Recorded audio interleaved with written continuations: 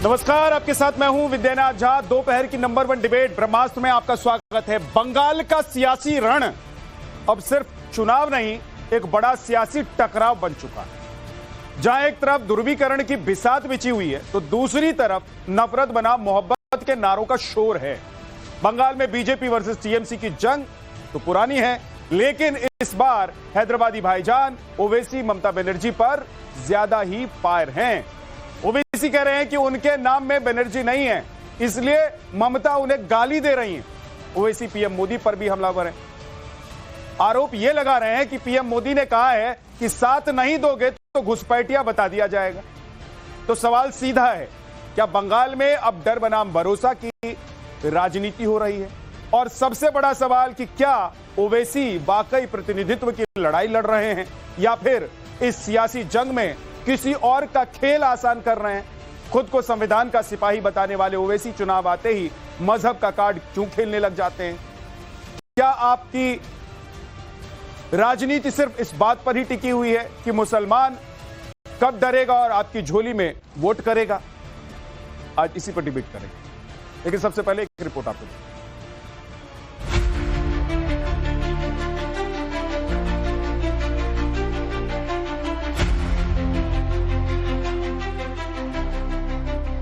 मोदी ये कहता है कि अगर हम उनका साथ नहीं देंगे तो हमको घुसपैठिया कहला दिया जाएगा। देश में समान नागरिक संहिता लागू हो, ये हमारे संविधान की अपेक्षा है। 24 घंटा ये नफरत फैलाते हैं, एक धर्म को दूसरे धर्म से लड़ाते हैं। वो गाली इसलिए दे रही है कि मेरे नाम के साथ बनर्जी नहीं है, मेरे नाम के साथ असदुद्दीन है, इसीलिए उनका बनर्जी गाली दे रही है।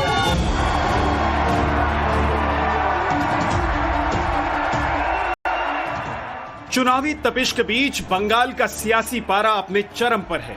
एक तरफ ध्रुवीकरण की राजनीति का दांव है तो दूसरी तरफ नफरत और भाईचारे का दांव।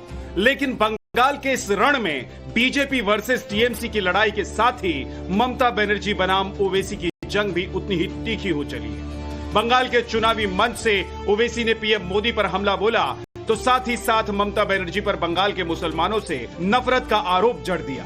ममता पर तंज कसते हुए कहा कि उनके नाम के साथ बनर्जी नहीं बल्कि असदुद्दीन जुड़ा है, इसलिए उन्हें निशाना बनाया जा रहा है। मोदी ये कहता है कि अगर हम उनका साथ नहीं देंगे तो हमको घुसपैठिया कहला दिया जाएगा। ममता बनर्जी ये बोलती है कि अगर मुझे वोट नहीं देंगे तो फिर आप तमाम लोगों को नुकसान पहुंचेगा।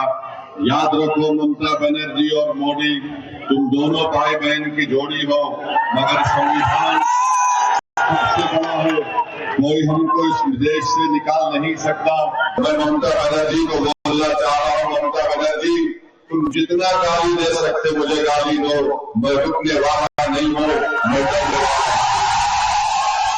आप गाली मुझे इसलिए देते हैं ममता बनर्जी क्योंकि मेरा नाम ओवैसी है और तुम्हारा नाम ममता बनर्जी है।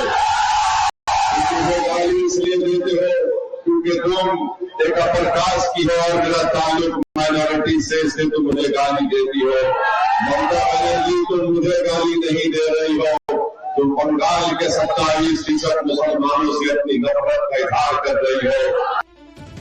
ओवैसी जहां अल्पसंख्यकों के मन में डर और सुरक्षा का सवाल उठा रहे हैं, पहचान की राजनीति से जुड़ा कार्ड खेलकर वोटों की गोलबंदी में लगे हैं, वहीं प्रधानमंत्री नरेंद्र मोदी ने दिल्ली देहरादून कॉरिडोर के उद्घाटन के मंच से यूसीसी को लेकर एक बड़ा संदेश दे दिया। पीएम मोदी ने साफ कर दिया कि उनकी सरकार के लिए संविधान की अपेक्षा और समान नागरिक संहिता यानी यूसीसी सबसे ऊपर है। आर्टिकल 370 हटने के बाद आज पूरे देश में भारत का संविधान लागू है। देश में समान नागरिक संहिता लागू हो, यह हमारे संविधान की अपेक्षा है। उत्तराखंड ने संविधान की इस भावना को आगे बढ़कर और उस भावना को आगे बढ़ाकर पूरे देश को राह दिखाई है। पीएम मोदी ने साफ कर दिया कि उनकी सरकार के विजन में संविधान की अपेक्षाएं सर्वोपरि हैं, लेकिन राहुल गांधी के लिए ये राजनीति नहीं बल्कि नफरत की खेती है। राहुल का सीधा आरोप है कि बीजेपी 24 घंटे देश को बांटने और एक धर्म को दूसरे धर्म से लड़ाने की साजिश कर रही है। राहुल के आरोपों पर पलटवार भी उतना ही तेज हुआ। बीजेपी सांसद बांसुरी स्वराज ने कहा कि राहुल हेडलाइंस के लिए आरोप लगाते रह जाएंगे, जबकि पीएम मोदी देश के लिए डेडलाइन पर काम करते रहेंगे। फिर 24 घंटा ये नफरत फैलाते हैं, एक धर्म को दूसरे धर्म से लड़ाते हैं, हिंदू को मुसलमान से, क्रिश्चियन को सिख से, एक जात को दूसरी जात से। मणिपुर को जला दिया, बंगाल में इलेक्शन चोरी करने की कोशिश करते हैं, मध्य प्रदेश में चोरी किया, महाराष्ट्र में चोरी किया, हरियाणा में चोरी किया। ये ऐसे इलेक्शन नहीं जीतते हैं भाई और बहनों, ये चोरी करके वोट काट कर कांग्रेस पार्टी विपक्ष के वोट काट कर ही चुनाव जीतते हैं। आप आरोपों की राजनीति करते रहिए, यशस्वी प्रधानमंत्री श्री नरेंद्र मोदी परिणामों की राष्ट्रनीति करते रहेंगे। आप हेडलाइंस के लिए बोलते रहिएगा, मोदी जी देश के लिए डेडलाइंस पे काम करते रहेंगे। आजकल आपने नरेंद्र मोदी का चेहरा देखा है? देखा है? हवा निकल गई है। आप देखो, बंगाल में घूम रहे हैं, उनका चेहरा देखो ठीक से। वो मेरी आंख में आंख नहीं मिला सकते हैं। सियासी वार पलटवार का ये दौर यही नहीं थमा। टीएमसी सांसद अभिषेक बनर्जी ने भी बीजेपी के खिलाफ मोर्चा खोलते हुए कहा, हमें बांग्लादेशी और रोहिंग्या कहने वालों को करारा जवाब देना है। तो पलटवार में गिरिराज सिंह ने ममता बनर्जी पर मुस्लिम परस्त होने का आरोप लगा दिया। আমাদের বাংলাদেশি বলেছিল, রোহিঙ্গা বলেছিল, মনে আছে না? ভুলে গেছেন? শুক্তাবাড়ি ছোট্ট বাংলাদেশ মনে আছে না? ভুলে গেছেন? জবাব লাইনে দেবেন না? দেবেন না? এখানে বলেছিল, এখানেই শপথ নিচ্ছি গণতান্ত্রিক ভাবে, এখানেই এদের জবাব দিয়ে এদের হ্যাস্ত করব। ममता बनर्जी के कुशासन, जंगल राज, अपराधियों को संरक्षण, बांग्लादेशियों को संरक्षण, रोहिंग्या मुसलमानों को संरक्षण, मुस्लिम प्रस्त होते चली गई। बंगाल के रण में घुसपैठिए यूसीसी, नफरत से लेकर सियासी लड़ाई अब पहचान, धर्म और संविधान तक आ पहुंची है। लेकिन सवाल यह है कि क्या बंगाल की राजनीति अब पूरी तरह डर बनाम भरोसा की लड़ाई बन चुकी है? क्या डर का नैरेटिव खुद ओवैसी नहीं गढ़ रहे? और सबसे बड़ा सवाल, क्या ओवैसी की राजनीति मुसलमानों की आवाज बुलंद कर रही है या फिर ध्रुवीकरण की सियासत को मजबूत कर रही है? Bureau report, times now, Navbharat. मजहब, डर, बार पलटवार। पश्चिम बंगाल में वोटिंग के दिन जैसे जैसे नजदीक आ रहे हैं, संग्राम सातवें आसमान पर है। लेकिन सबसे बड़ी बात यह है कि कोई ये नहीं कह रहा है कि हमको वोट इसलिए दो क्योंकि मैं तुम्हारे लिए पश्चिम बंगाल का सब कुछ बदलने वाला हूं, रूपरेखा बदलूंगा, सब कुछ बदल कर रख दूंगा। यहां ये सब जो बयानबाजियां हो रही हैं, इसमें सिर्फ डर दिखाई दे रहा, मजहब दिखाई दे रहा है और डरने डराने की कोशिश हो रही है। यानी कि पश्चिम बंगाल का जो पूरा चुनाव है वो डर बनाम धर्म का हो गया है, ऐसा लग रहा है।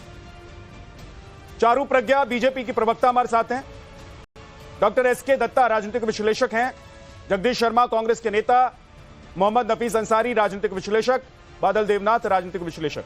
बहुत बहुत स्वागत है आप सभी का। नफीस अंसारी, क्यों डरा डरा कर और मजहब के नाम पर आप लोग वोट लेना चाहते हैं? कोई रोड मैप नहीं है पश्चिम बंगाल? नहीं, हमने किसी को नहीं डराया। मुर्शिदाबाद और मालदा में 294 सीटों में से हम सिर्फ 8 से 10 सीटों पर चुनाव लड़ रहे हैं, और ये वो सीटें हैं जहां पर 70 साल में सबसे ज्यादा बेरोजगारी, सबसे ज्यादा लोगों के हालात झेल रहे हैं। ये वो जगह है जहां पर बीड़ी बनाने वाली महिला जब 10 घंटे तक बीड़ी बनाती तो उसे सिर्फ और सिर्फ 150 रुपए मिलते हैं, और हम उनसे ये डिमांड कर रहे हैं कि हम जो 200 रुपए मिल रहे हैं उनको हम 500 बदल देंगे। बोलते कि नौकरी दिलवाएंगे। जिस स्टेज में ये बात कर रहे थे वहां पर हम लोग भी थे, और हम बार बार वहां पर सरकारी बेहतर बनाने की असदुद्दीन ओवैसी झूठ क्यों बोल रहे हैं? बात कर रहे हैं। एक सेकंड, मैं समझ गया आपकी बात। आप ये कह रहे हैं कि मुसलमानों की हालत अच्छी नहीं है, उनके लिए आप लोग चुनाव लड़ने गए हैं और उनके लिए काम करेंगे। तो असदुद्दीन ओवैसी झूठ क्यों बोल रहे हैं? वो ये क्यों कह रहे हैं कि बीजेपी का साथ नहीं दोगे तो वो घुसपैठिया कह देंगे, तुमको घुसपैठिया साबित कर देंगे? ये तो रियलिटी मतलब है तो ना, जिसमें कैसे रियलिटी है? ये तो रियलिटी कैसे है रियलिटी? 90 लाख, सुनिए बताइए। हम जिस क्षेत्र में चुनाव लड़ रहे हैं उस मुर्शिदाबाद में हजारों की तादाद में वोट कट गए। उनके पास आधार कार्ड भी है, राशन कार्ड भी है, कितने लोगों के पास तो पासपोर्ट भी है। सिर्फ मुसलमानों के नाम कटे हैं? 2 करोड़ घुसपैठिए है। सिर्फ मुसलमानों के नाम यहाँ तो कटे हैं? मुसलमानों की बात ही नहीं कर रहे हैं, हम तो सबकी बात कर रहे हैं। जिस बीजेपी ने पूरे बंगाल में 2 करोड़ घुसपैठिया होने की बात कही, इलेक्शन कमीशन ऑफ इंडिया ने 90 लाख लोगों के नाम काट दिए और ईसीआई ने अब तक नहीं माना कि वो घुसपैठे, क्योंकि उनके पास डॉक्यूमेंट है। और ममता बनर्जी हाथ पे हाथ धरे बैठे देखती रही है। तो एक तरफ बीजेपी अपना काम कर रही है, ममता उस काम को होने दे रही है, तो बीच में तो हम फंस रहे सर। तो कुल मिलाकर बात यह है कि जिन लोगों का नाम कट गया है किसी भी वजह से, वो सब देश में घुसपैठिए हैं। नहीं है घुसपैठिया, यही सवाल तो बीजेपी साहब को लेना चाहिए ना। तो फिर झूठ क्यों बोल रहे हो भाई? नफीस जी, असदुद्दीन ओवैसी क्या झूठ फैला रहे हैं? तो फिर किस हिसाब से बीजेपी ने घुसपैठिया कहा? कब किस कहा? हिसाब से बीजेपी ने कहा कि कब का बंगाल चारू में प्रज्ञा? 2 करोड़ क्या घुसपैठिया इस है? देश में अमित शाह ने भी कहा था बंगाल में घुसपैठिया है, एक घुसपैठिया आपने नहीं पकड़ा। आप बंगालियों को घुसपैठिया कर रहे हैं, किस बात से हमें ऑब्जेक्शन? मैं कह रहा हूं आप लोग एक दूसरे पर बोलते हैं, एक दूसरे को कोसते हैं, सब ठीक है, लेकिन झूठ मत फैलाया कीजिए। देश में झूठ फैलाकर नफरत में फैलाया कीजिए। चारू प्रज्ञा, क्या आप लोगों ने चारू प्रज्ञा क्या आप लोगों ने ये कह दिया है, आपकी सरकार ने, बीजेपी की सरकार ने, केंद्र सरकार ने कह दिया कि देश में जिन लोगों के नाम कट गए हैं, जिनका वोटर आईडी कार्ड नहीं बना है किसी भी वजह से, भले ही बाद में बन जाए, वो सभी क्या घुसपैठिए हैं? यही देखिए ना, अगर आपके शो पर आकर नेशनल टेलीविजन पर, टाइम्स नाउ नव भारत पर इतनी ज्यादा चिल्लाकर ये लोग झूठ बोलेंगे तो इनकी राजनीति का साथ कौन देगा? क्योंकि आज सच बात ये है, जिसका नाम कटा है वो इसीलिए भी कट सकता है क्योंकि उनका देहांत हो गया। वो इसीलिए भी कट सकता है कि वो देश के एक कोने से शिफ्ट होकर कहीं और जाकर अब रहने लगे हैं और वहीं उनका व्यवसाय है और वहीं उनका नया पता है। वो इसीलिए भी कट सकता है क्योंकि एक आदमी के नाम पर 2 वोटर आईडी कार्ड बने हुए थे। भाई साहब, आपके बीच में मैं बोली नहीं। नफीस, एक-एक करके जी, आपसे मैं रिक्वेस्ट करूंगी, इन लोगों के बीच में मैं बोली नहीं। नफीस ऐसे नहीं, और पर वो भी तो झूठ बोल रहे हैं। क्यों आपको मेरी बात इतनी चुभ रही है? आप जब बोल रहे थे बहुत आदर के साथ मैंने आपकी बात सुनी, झूठी सही पर मैंने आदर के साथ सुनी ना, मेरी भी सुन लीजिए, बाद में जवाब दीजिएगा। तो ये पहला झूठ तो सबसे बड़ा ये बोलते हैं कि जिसका नाम कटा वो घुसपैठिया है। तो मैंने आपको वजह बता दी कि जितने नाम कटे, ये बहुत सारी वजह है, किसी भी वजह से नाम कट सकता है। दूसरी बात, मैं ये इनसे पूछना चाहती हूँ, क्या घुसपैठिए नहीं थे बंगाल में? क्योंकि जब एसआईआर की बात शुरू हुई तो बॉर्डरों पर जब लाइन लगाकर लोग इंतजार कर रहे थे वापस बांग्लादेश जाने के लिए, वो लोग कौन थे? आपसे बार बार ये हम सवाल पूछते हैं, आप इस बात का कोई जवाब नहीं देते। तीसरी बात, मैं आपसे ये कहना चाहती हूँ, अगर आप घुसपैठियों का साथ नहीं देते तो आपके नेतागण जो बॉर्डर डिस्ट्रिक्ट्स में नेता है, चाहे वो 24 के लोकसभा चुनाव हो या आज के चुनाव की बात हो, सब लोगों के नकली आधार कार्ड, नकली फिर आप बीच में बोल रहे हैं। अरे भैया सुनो ना, हमारे इंडियन आर्मी पर भरोसा है, लेकिन इसी देश की खाके और इसी देश की थाली में छेद करने वाले लोग भी हैं। अब इंडियन आर्मी पर और बीएसएफ पर सवाल मत उठाइए। इस देश में एक सेकंड रुक जाइए, चारू एक सेकंड रुक जाइए। बिल्कुल, और आखिरी बात में बोलना नफीस एक सेकंड नफीस, आप मुझे ये बता दीजिए कि ये जो फर्जी वोटर आईडी कार्ड बनते हैं, आधार कार्ड बन रहे हैं, ये बीएसएफ और आर्मी की वजह से बन रहे हैं क्या? फर्जी कहाँ है? क्या आपने पकड़ा फर्जी है? इलेक्शन कमीशन ऑफ इंडिया ने पकड़ा फर्जी है? अरे कितने मैंने पकड़ा है, उत्तराखंड में जाकर दिखाया था मैंने, 27 लाख लॉजिकल डिस्क्रिपेंसी, हिमाचल प्रदेश में जाकर दिखाया था मैंने, और उसमें नाम में प्रॉब्लम है। वो फर्जी वोटर आईडी कार्ड लेकर लोग घूमते हैं। सर, एक वोटर है, उठा के देख लीजिए मेरी वो report, address proof, identity proof. अब रुक जाइए नफीस, बीच में मत बोलिएगा, चारू को कंप्लीट करने दीजिए, उसके बाद बोलिएगा। चारू कंप्लीट कीजिए। देखिए, मैं आपके डिबेट का आदर कर चिल्ला नहीं रही थी, डिबेट का आदर करके चिल्ला नहीं रही थी। अगर इनको यही तमाशा करना है तो यही तमाशा सुन लीजिए। अब आप मुझे ये नाम सुनकर बताइए, जाकिर हुसैन ने नहीं कहा आ जाइए हमारे देश में आपके नकली आईडी कार्ड बनवा देंगे, रत्ना बिस्वास ने नहीं कहा, आपकी पार्टी का नेता है ना, खोकम दास ने नहीं कहा, डंके की चोट पे कहा, कैमरा के सामने कहा, और आप लोग उन लोगों का साथ देते रहे, तो ये मत बोलिए। दूसरी बात, बीएसएफ के ऊपर पेट्रोल बॉम्ब तक से अटैक हुए हैं, बीएसएफ के डीजी का बयान है, मुर्शिदाबाद में हुए हैं, बॉर्डरिंग डिस्ट्रिक्ट्स में हुए हैं। बीएसएफ जब जमीन मांगती है, फेंसिंग करने के लिए, देश की सुरक्षा के लिए, वो फेंसिंग के लिए जमीन नहीं दी जाती। और आप आके आज चुनाव में कूद के केवल मुसलमान बोलते हैं। भाई देश का हर एक नागरिक समान है, हर एक नागरिक समान है। अगर नाम मैडम, जिन लोगों का वोट कटा उनके पास डॉक्यूमेंट है, उनको वोट देने का अधिकार छीन नाम कटे होते और वो नाम सही होते। आखिरी सवाल आपसे, अगर इतने नाम कटे होते लाखों की तादाद में, अगर वो नाम सही होते तो क्या वो लोग सड़कों पे नहीं उतरे होते?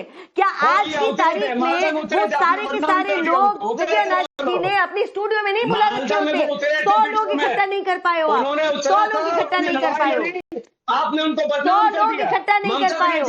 कहाँ है ये लोग? कहाँ है ये लोग? अच्छा आप चलिए, आपका तो किसी पे भरोसा नहीं है, आपका अच्छा एक चीज बताइए ना, एक चीज बताइए ना, नफीस अंसारी जी, एक सेकंड, दूध का दूध पानी का पानी करता हूँ, एक सेकंड रुक जाइए नफीस अंसारी जी। मैं एक चीज बता दीजिए जी, मैं ना चिल्लाने वाली डिबेट करती नहीं हूँ, ठीक। क्योंकि इनकी बातों पे मुझे आराम आराम से। नहीं, नेटवर्क का इश्यू इसलिए मैं चिल्ला रहा हूँ। मुझे भी पसंद नहीं है बहुत चिल्लाने और एक दूसरे के ऊपर बोलने वाले प्रवक्ता और पैनलिस्ट मुझे पसंद चिल्लाना बंद करवाए, क्योंकि मैं चिल्ला सकती हूँ, चिल्लाना चाहती नहीं हूँ।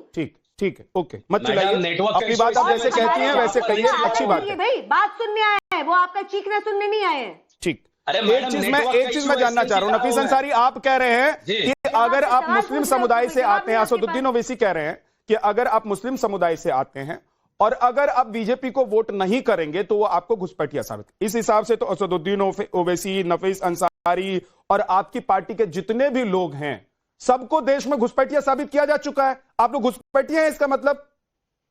तो अमित शाह से पूछिए 2 करोड़ घुसपैठिया किसको कहा था उन्होंने?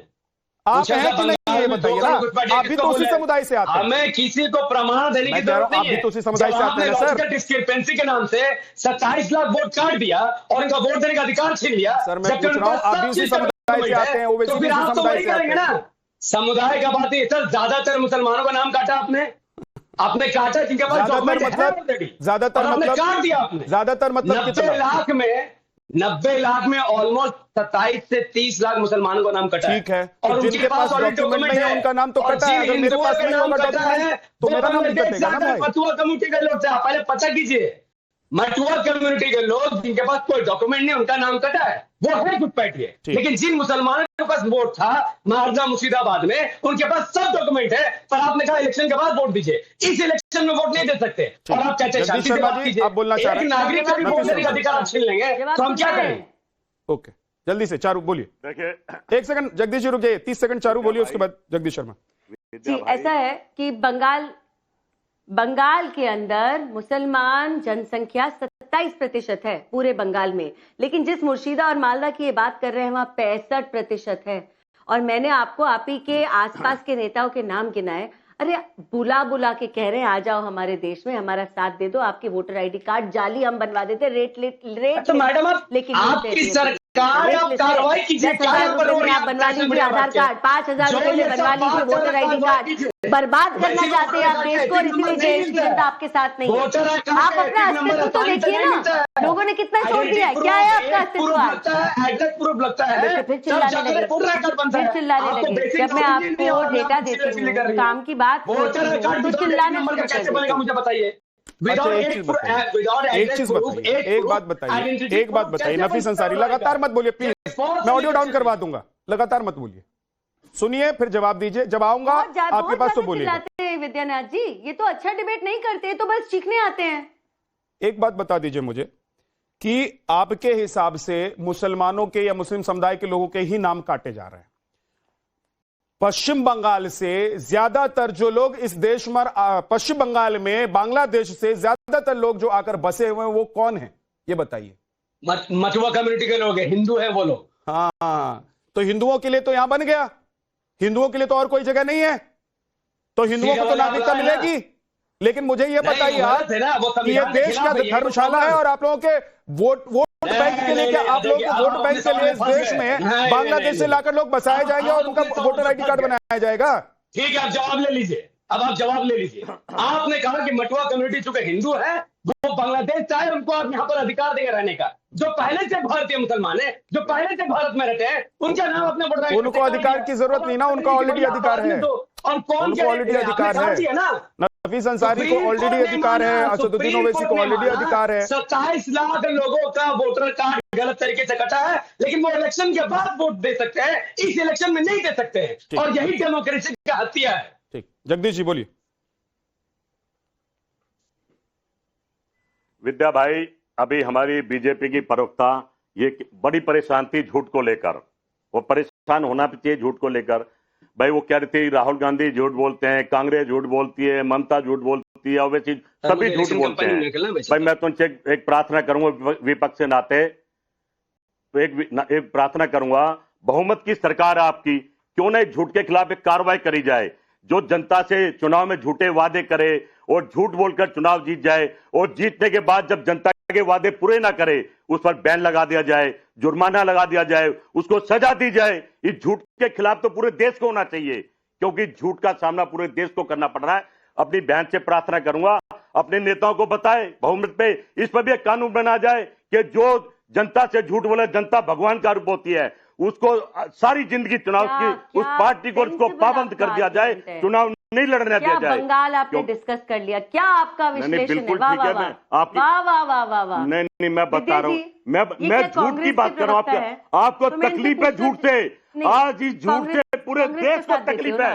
एक आदमी आता है, झूठे वादे करता है, देश को लूटता है, देश को बर्बाद राहुल कर गांधी रहा की पार्टी है, से हो लेकिन ना? चुप है।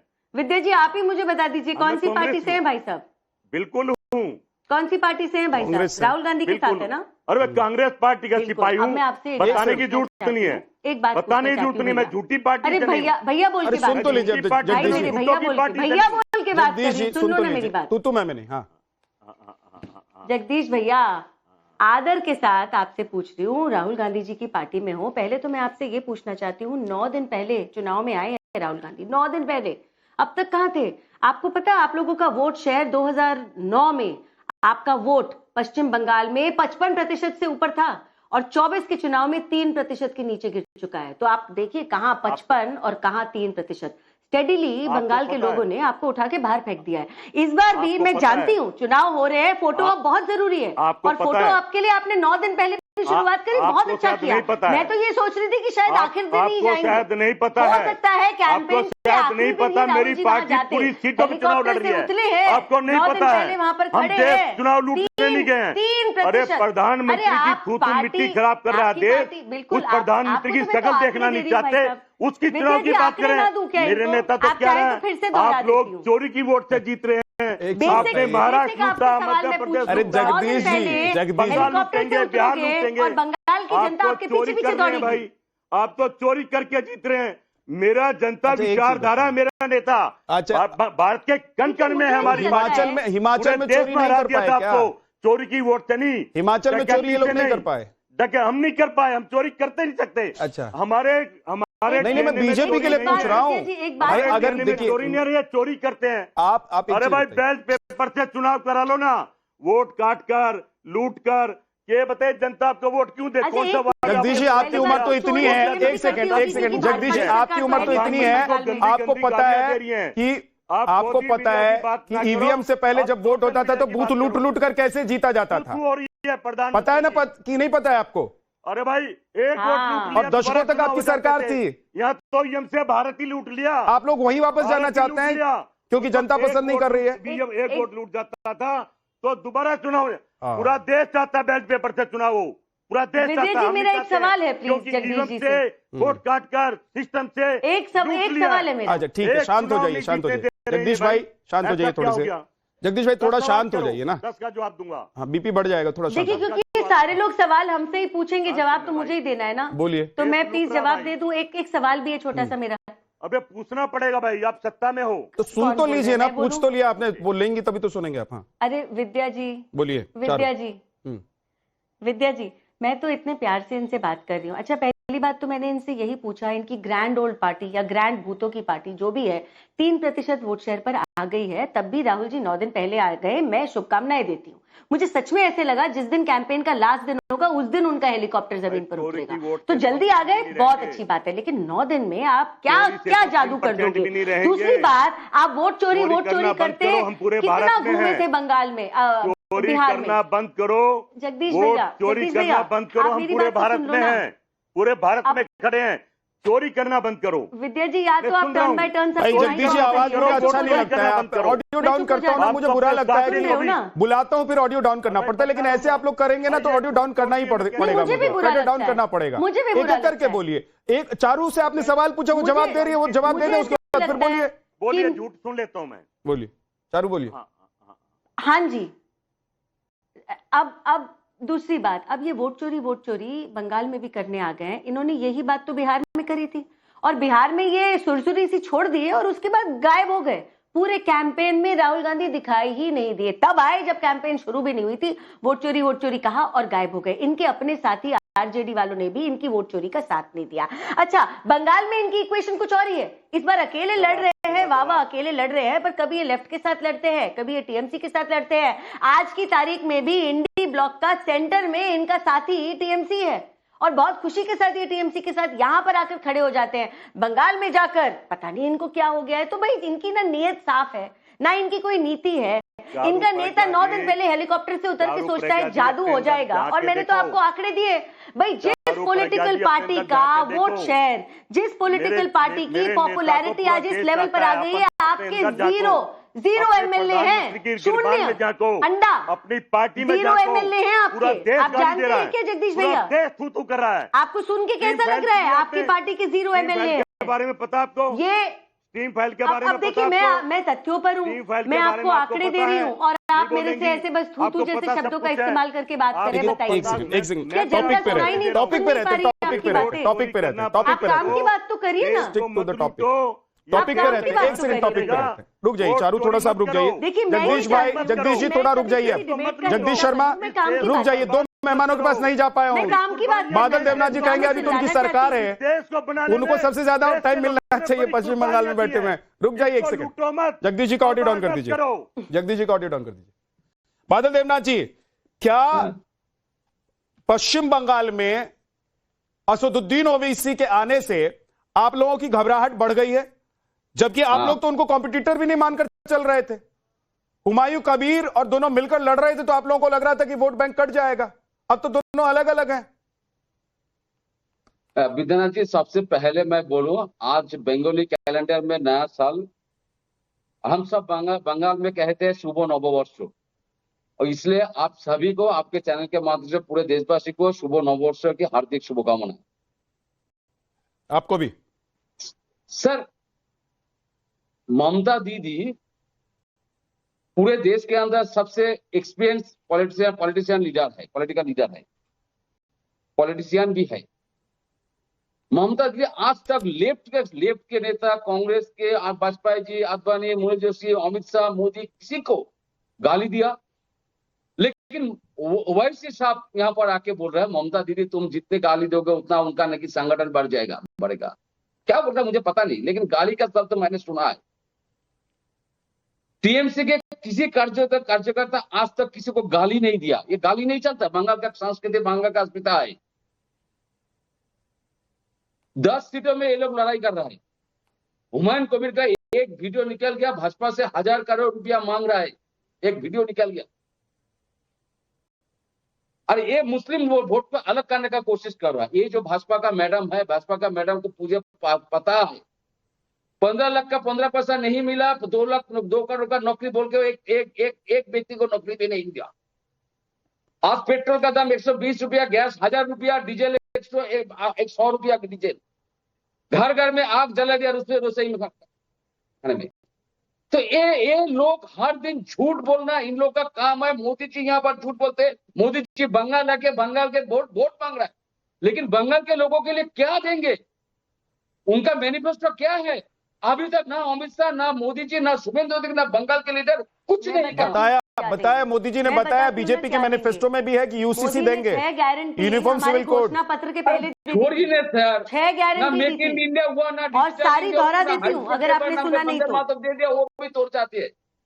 भरोसा देंगे आपकी भय की राजनीति के ऊपर उठ जाएगा बंगाल में। 2 लाख सरकारी सिस्टम को जनता के लिए काम करवाएंगे, आपके नेताओं के लिए नहीं। 100 दिनों का काम का पैसा नहीं देता बंगाल कोड 6 महीने के अंदर बंगाल में आ जाएगा। लेकिन ये बड़ा बातें बोलना जाएगा। मैडम, सबसे बड़ा बात सुन लीजिए, आप लोग अटल बिहारी वाजपेयी, लाल एक बात समझ में नहीं आती है बादल जी, बादल देवनाथ, बीजेपी कहती है घुसपैठिए को भगाएंगे, बीजेपी कहती है घुसपैठिए को भगाएंगे, आप लोगों को दर्द होने लगता है। आप लोग भाई इस देश के हैं, तो आप लोग क्या कैसे सर मैं पूछ रहा हूं इस देश के किसी भी नागरिक को जो इस देश में पैदा हुआ है, जो इस देश का है, जो इस देश की मिट्टी में जन्मा है, उसको घुसपैठिए के नाम पर दर्द क्यों ना होने लगेगा? ऐसा लगता है कि घुसपैठिया शब्द आते ही आप लोगों की नब्ज दब जाती है।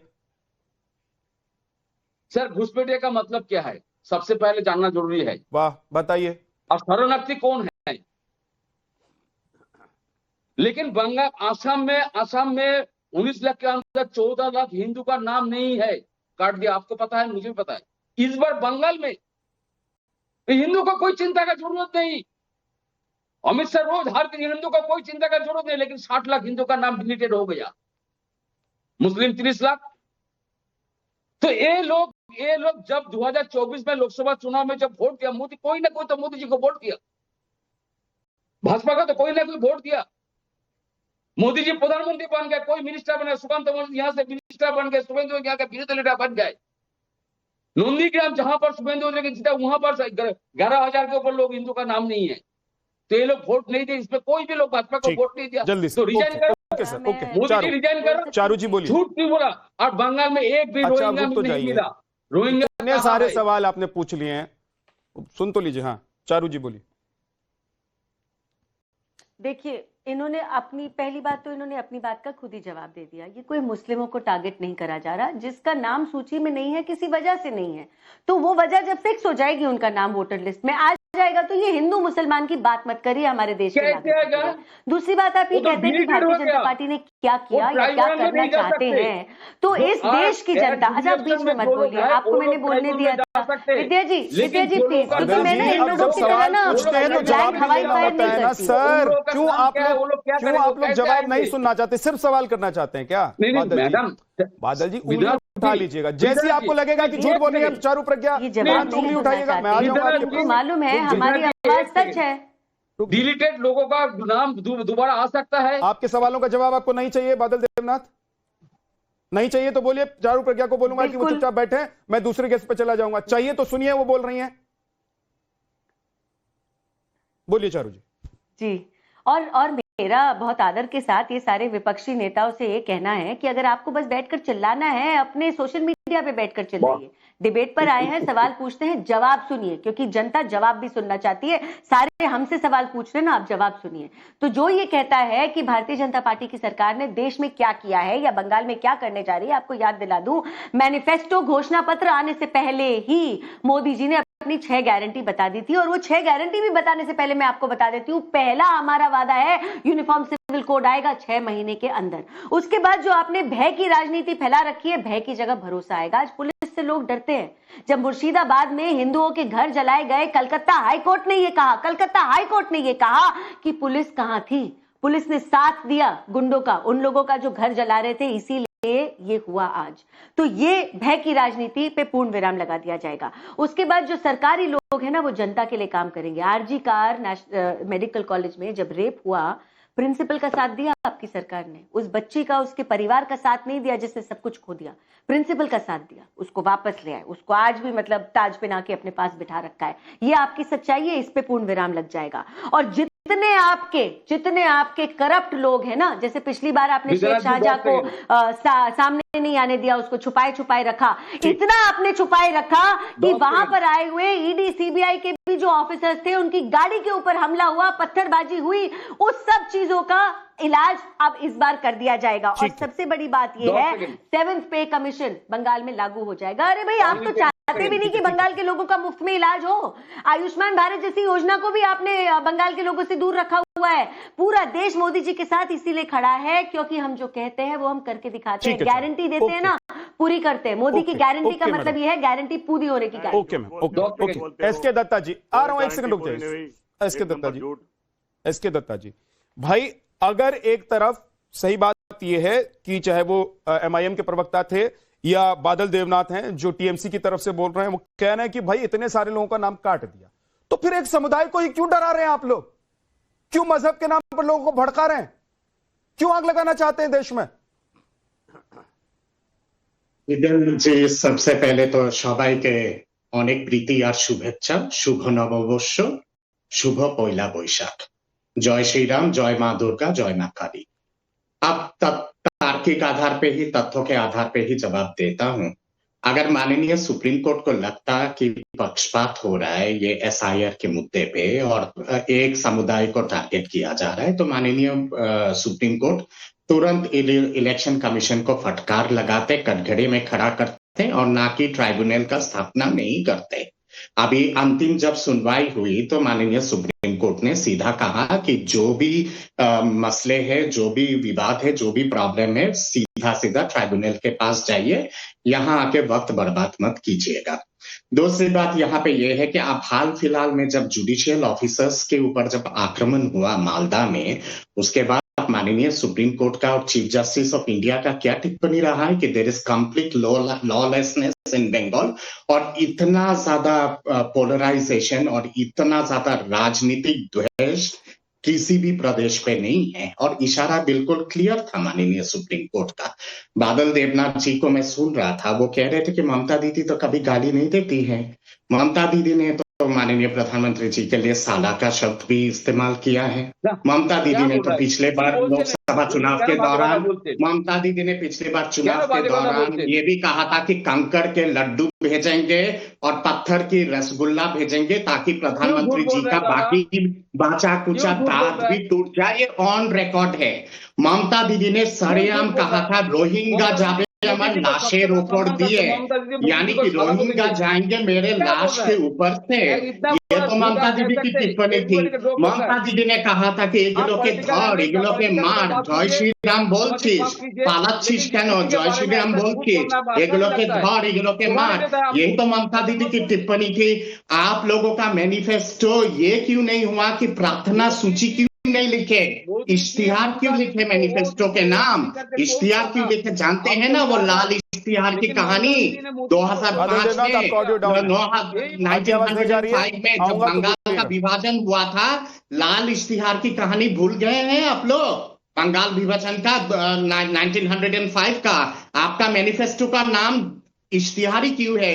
अरे एरा तो আমাদের দুধের গায়, এদের লাত খেতেও রাজি আছি, इनके लिए तो मैं काम करूंगी क्योंकि ये मेरे दुधेल गाय हैं, इनके लात खाने के लिए भी तैयार हूँ। धुलियान हुआ, मुर्शिदाबाद हुआ, फिर वो मालदा हुआ, उत्तर 24 परगना हुआ, दक्षिण 24 परगना हुआ, कहीं पर भी कोई कार्रवाई नहीं। माँ दुर्गा की मूर्ति खंडित हुई, माँ काली की मूर्ति खंडित हुई, कार्तिक भगवान की मूर्ति खंडित हुई, गणेश जी की मूर्ति खंडित हुई, हनुमान जयंती पे पत्थर बसाया गया, बम फेंका गया, रामनवमी पे पत्थर बसाया गया, बम फेंका गया, उसके बाद भी कोई कार्रवाई नहीं। और आप सरेआम कह रही है कि चुनाव के बाद हर कोई अपने घर के सामने इश्तिहार लगाएगा कि मैं बीजेपी के साथ नहीं हूं। इस तरह की तो सरेआम धमकी दे रही है ममता दीदी। फिर उसके बाद क्या बात करते हैं आप लोग?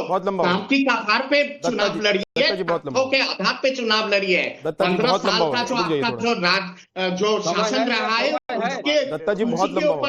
एक एक करके बादल देवनाथ पहले बोलिए, उसके बाद जगदीश शर्मा। विद्यानाथ जी देखिए कितना बड़ा झूठ बोल दिया। ममता दीदी बोल रहा, झूठ नहीं बोल रहा हूँ, साला बोला। मीडिया पे सार्वजनिक इनको शर्म है, सोशल मीडिया पे सार्वजनिक है, सब कोई शर्म की बात नहीं बोलता है।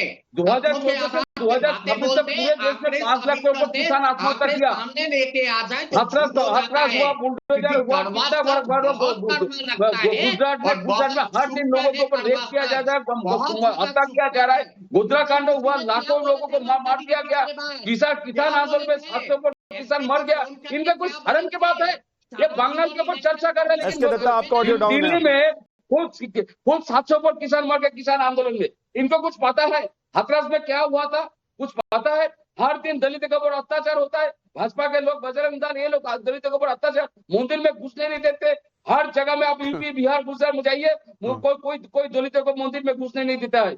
ये लोगों को शर्म की बात है? इतना झूठ बोलेंगे बादल देवनाथ, देश के लिए देश को बर्बाद करके, बादल देवनाथ जी कितना झूठ बंगाल को बर्बाद करने का बात बादल जी कितना झूठ बोलेंगे? मतलब झूठ पर ही अगर राजनीति खड़ी करनी है आप लोगों को, झूठ की राजनीति करनी है, कौन झूठ बोल रहा है? मुझे ऐसा लग रहा है। तो सर मुझे एक चीज समझ में नहीं आ रहा है कि देश भर में, उधर जगदीश शर्मा उंगली उठाकर यहाँ बैठे हुए, लेकिन देश भर में लोगों ने अपनी उंगली डाउन कर ली है, नीचे कर ली है। इन लोगों के लिए वोट नहीं कर रहे हैं। आप लोग पश्चिम बंगाल में बैठकर पिछले 15 साल से राज कर रहे हैं और कह रहे हैं देश में बाकी सब जगह अन्याय हो रहा है, अत्याचार हो रहा है, सिर्फ पश्चिम बंगाल में नहीं हो रहा है। और मुर्शिदाबाद जब हुआ तो आप लोगों ने क्या किया, देश ने देखा। जब रेप कांड हुआ तो आप लोगों ने क्या किया, देश ने देखा। मुर्शिदाबाद में जो कुछ हुआ, मालदा में जो कुछ हुआ, ममता दीदी पॉलिटिकल पार्टी टीएमसी ये कोई भी समर्थन नहीं किया। और ममता दीदी खुद का एनआई का रिपोर्ट में, सीबीआई का रिपोर्ट में तुस्को से वहाँ पर दंगा हुआ, तुस्को से पार्टी हुआ, बंगाल में बांग्लादेश से आया, आरएसएस के लोग। बहुत बहुत शुक्रिया, बहुत बहुत शुक्रिया। वक्त इतना ही है, वक्त इतना ही है ब्रह्मास्त्र में। आज इतना ही, छोटा सा ब्रेक, फौरन लौटेंगे। आप देखते रहना।